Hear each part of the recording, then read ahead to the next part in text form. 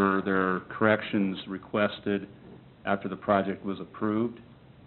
And the way the process works, and this is true for any commercial project and any institutional project in this case, there are really two general steps. The first step is it goes through a planning process to ensure its consistency and compliance with zoning regulations, and the approval process is required to approve it per the zoning ordinance.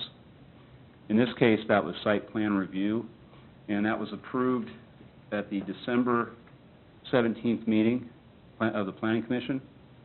So it was approved at that time. That's not a final approval. That's just approving it pursuant to the zoning regulations.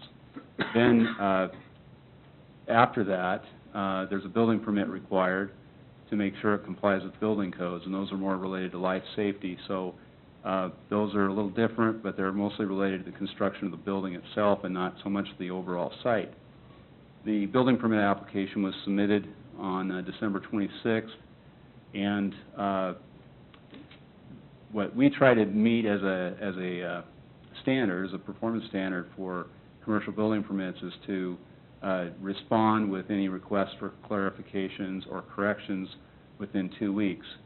And we did that. We reviewed the project, and our plans examiner, he responded with a request for clarifications and comments. And that's not unusual for a project, especially a project of this scope. It has what's called an assembly occupancy, meaning there are a lot of people in the building. The safety issues are a little heightened because of that. So, we take that pretty seriously, and that's a coordinated review by multiple departments and the fire district, Johnson County Fire District. This is typical of any commercial project. And so we requested clarifications, and their design professional worked on those. We received a revised set of plans in, I think it was January 27th, and then we reviewed that, and within a week or so, or close to 2 weeks, we were ready to issue a permit for the project. So our review has really been completed. At this point, we have requested that their design professional, the applicant, provide us with a project valuation so we can calculate the permit fees, and also the contractor's license information, because our code does require that contractors be licensed. And so at this point, we're waiting for them to provide us with that information. So there's nothing that really went awry with this project. It really went through that two-step process. This is how a project is done.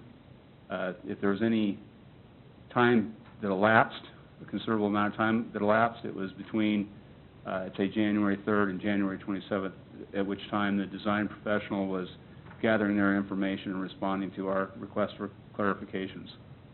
At a future meeting, one thing that I've been asked to do is provide the City Council with some communication materials that we've prepared to give to applicants, so we can establish some expectations up front, or better communicate what the process involves. That there's no one flow chart that fits all those situations, but and so to that end, we have to, the communication materials, it's not just one sheet of paper. It's a little more complicated than that, but we will have those. We've actually drafted those materials. Some of those are in use, and we can present those to the City Council at a future meeting, just as part of a council update, or however you'd like that. Okay. Well, thank you, Mike. Anybody have questions for Mike about what he asked? Anything else from staff? Council have anything for staff? I have one thing. Christie? And I guess I'd like input from the rest of the council, that as of December 31st, the sale of the parcels of land out at Gardner Lake expired. I would like to suggest, I can't remember if it was an ordinance or resolution, that comes back to council so that we can continue those sales for people who still want to purchase that land.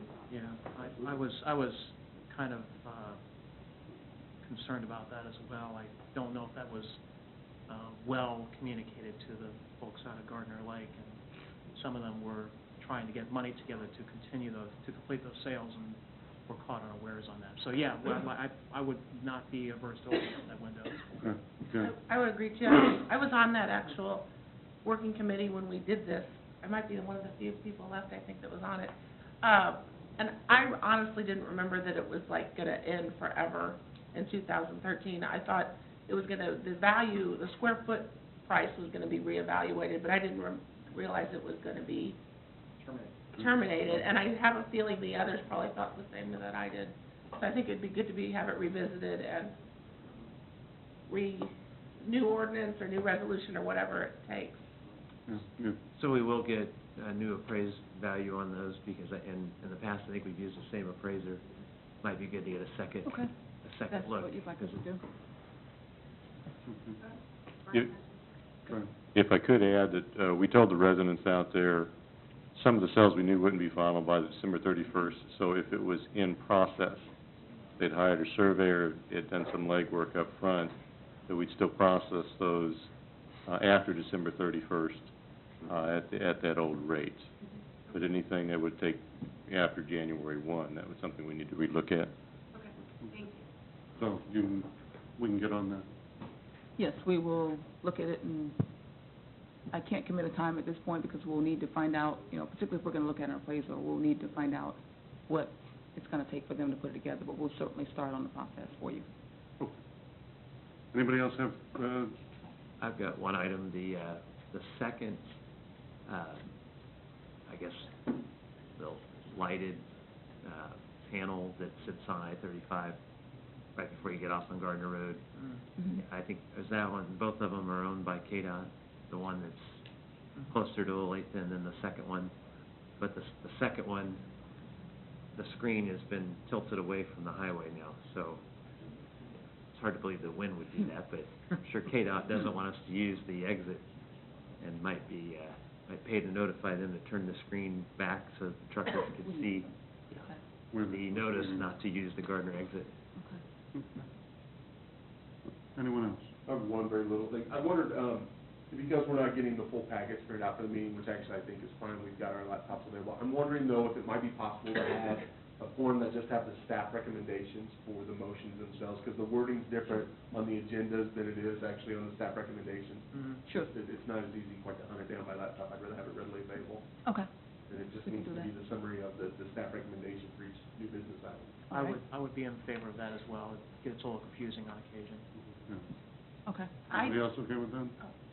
Sorry. I'm good with it, but I had something to... Oh, by all means. Oh, good. I have something for Jeff Stewart.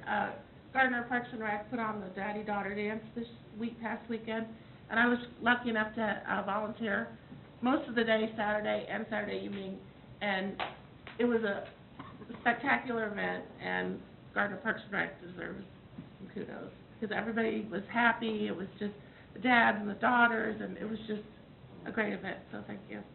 Thank you for your kind words, and I'll pass them along to Adrian and all.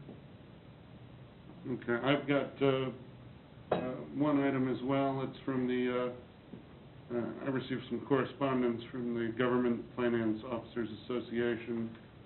Dear Mayor Morrow, we're pleased to notify you that your comprehensive annual financial report for the fiscal year ended December 31st, 2012 qualifies for a Certificate of Achievement for Excellence in Financial Reporting. Now, We don't have hardware yet, that's why I That's, haven't told you. yeah, but I know, but then this came to me in I this see. pretty little blue see-through envelope. No, and don't get me wrong, we plan to make a nice big deal about it once you show up with the hardware. But I think that it was important to let everybody know that we got that notification, and well done again. Appreciate that.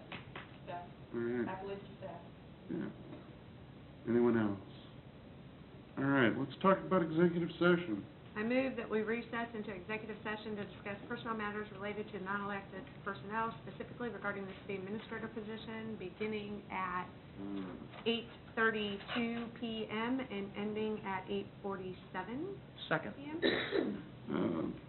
Motion, Harrison, second, Schuth, that we recess into executive session from